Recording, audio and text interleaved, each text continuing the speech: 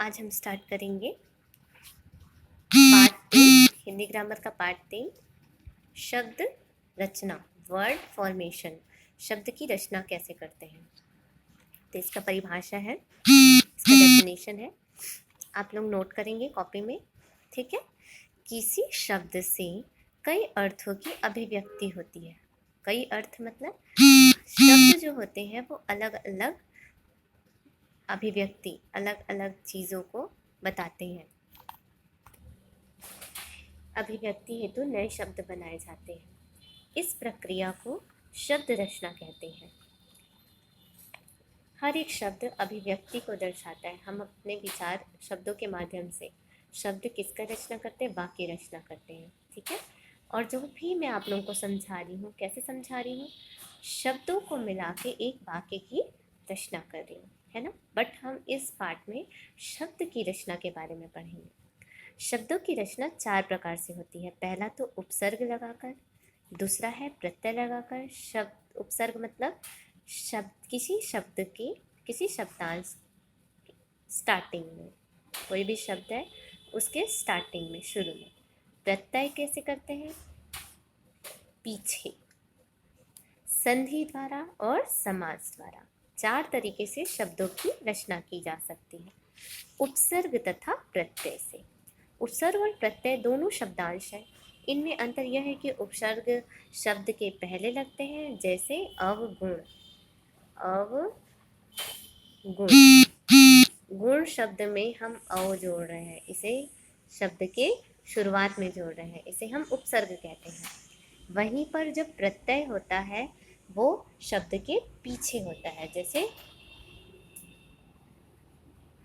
लड़कपन। पन क्या है, आपका प्रत्यय है जो शब्द के पीछे जोड़ रहा है। तो उपसर्ग और प्रत्यय में सिर्फ यही अंतर होता है। नेक्स्ट है उपसर्ग से बने नए शब्द। आप देखेंगे उपसर्ग से बने नए शब्द, जैसे योग्य। योग्य में क्या जोड़ रहे हैं, अ। स्वस्थ, अस्वस्थ। शुद्ध, अशुद्ध। प्रसन्न, अप्रसन्न। हिंसा, अहिंसा। सत्य, असत्य।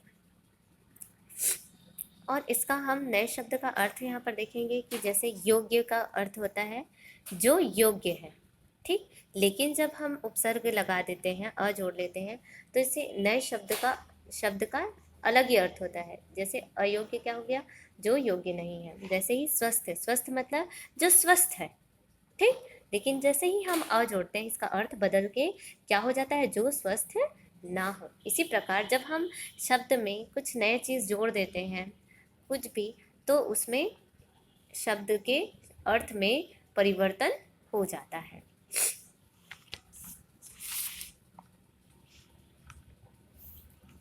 नेक्स्ट है प्रत्यय से बने नए शब्द। अभी तक हमने उपसर्ग से बने नए शब्द देखा था, अब प्रत्यय से। जैसे स्वतंत्र। स्वतंत्र में अगर हम ता जोड़ते हैं, मतलब उसके पीछे किसी भी शब्दांश पीछे में हम शब्द जोड़ रहे हैं, देखेंगे सब में ता जोड़ रहे हैं, तो नए शब्द का अर्थ बन जाता है। जैसे स्वतंत्रता मतलब आज़ादी, सरलता मतलब सीधापन, प्रसन्नता मीन्स खुशी, नम्रता मतलब विनम्र, ठीक।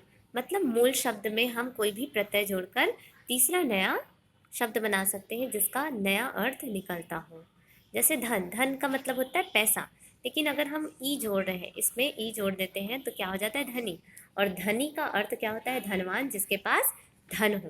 धन से क्या हो गया, धनी। रोग, रोग मतलब बीमार, रोग मतलब क्या होता है, बीमारी। बीमार में अगर हम ई जोड़ देते हैं, रोगी, मतलब जो बीमार हो, जो इंसान बीमार हो उसे रोगी कहते हैं, मीन्स मरीज को। तो वैसे ही उसका अर्थ भी बदल जाता है, ठीक है। इस तरीके से शब्द की रचना होती है। वैसे ही थर्ड पॉइंट है संधि से बने नए शब्द। अब संधि से बने, जैसे हीम धन आलय। हिम मतलब बर्फ होता है, आलय मतलब घर होता है। जब हम हिम में आलय का जोड़ते हैं, हिम में आलय को जोड़ते हैं, तो क्या बन जाता है, हिमालय।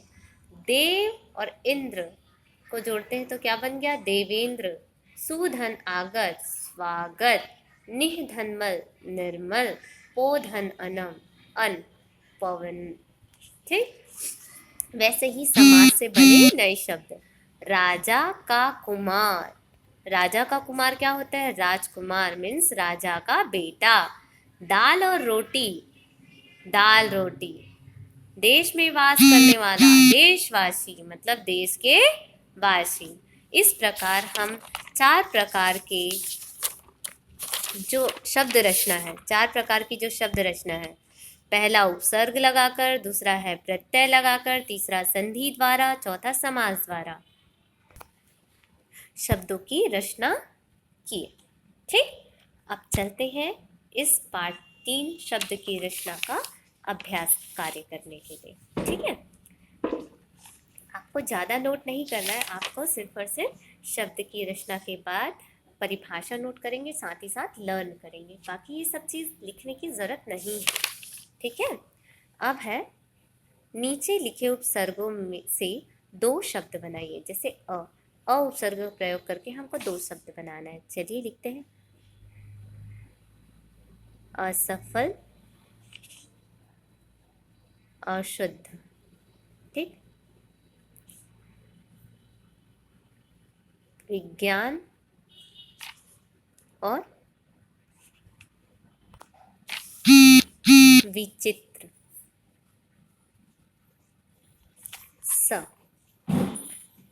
सफल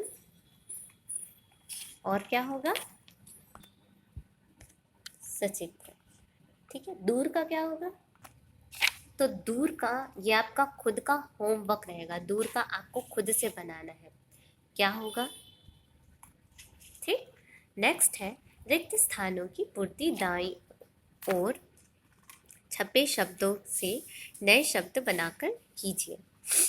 अब इसमें कहा जा रहा है कि ये जो शब्द है, ये सहायता दी गई है आपको, यहाँ से उत्तर खोजकर आपको इसमें फिल करना है, मतलब भरना है। फर्स्ट है पौधे भी ब्लैंक होते हैं। अब क्या है? पौधे भी जीव होते हैं। तो चलिए हम जीव यहाँ पर लिखते हैं।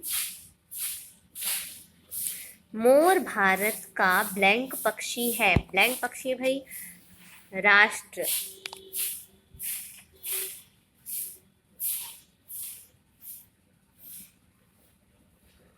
हमारी ब्लैंक हिंदी है। हमारी राष्ट्र यहाँ पर है, तो हमारी राष्ट्र हिंदी है। आपसे कुछ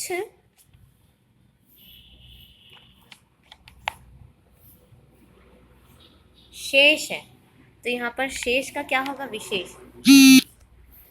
क्योंकि ये देखिए हमारी, हम सभी वर्ड्स में क्या लगा रहे हैं? प्रत्यय और उपसर्ग लगा के लिखेंगे। क्यों लिखेंगे? क्योंकि इसमें बोल रहे हैं नए शब्द बना के लिखिए। यहाँ पर तो सहायता दी गई है, लेकिन इसमें हमें प्रत्यय उपसर्ग लगाकर एक नए शब्द की रचना कराई है।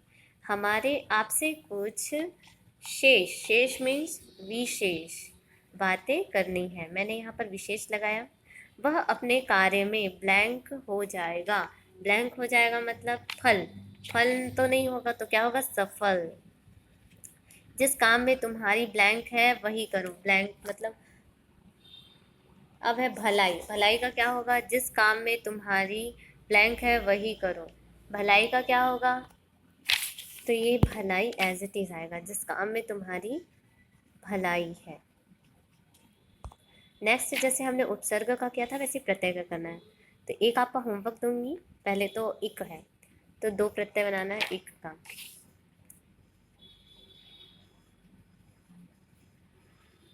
धार्मिक, मार्मिक। ई का बनाना है अब, है ना?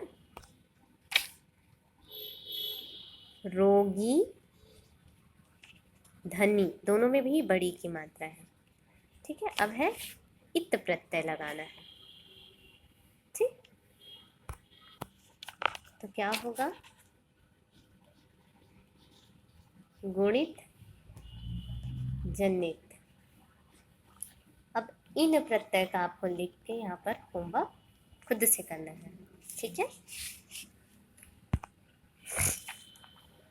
नीचे लिखे शब्दों से उपसर्ग और प्रत्यय का अलग कीजिए। ठीक है, तो पहले है अकाल, अधन काल। विज्ञान, वि वि धन ज्ञान। बेजान, बे धन जान, बेजान। निष्फल, तो जहाँ पर भी श होता है तो कैसे होता है, नि धन फल। ठीक है। सुगम, सुधन गम। शत्रुता, शत्रु धन ता। ओके, इसके साथ ही हमारा पार्ट 3 शब्द रचना यहीं पर फिनिश होता है। ठीक है, thank you students, have a nice day.